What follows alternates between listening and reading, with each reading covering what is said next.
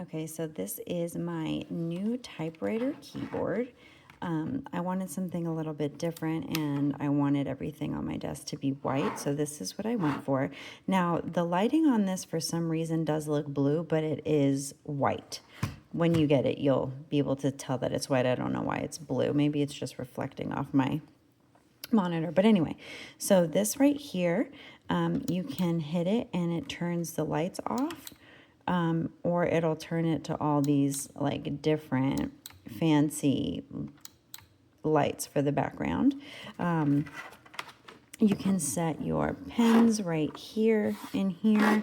It has the adapter right here, so you can either do for Windows or iOS, Bluetooth, USB, or just off. This is the way it charges, so it does charge with the USB-C. This right here will give you the brightness of your keyboard. If you want it bright, if you want it dim, or just off completely. I really like it. It is very clicky, which is fine because I wanted it to resemble, you know, more of an old typewriter. I think that this keyboard is so fun. I have had a blast using it. My son actually keeps trying to steal it for his computer.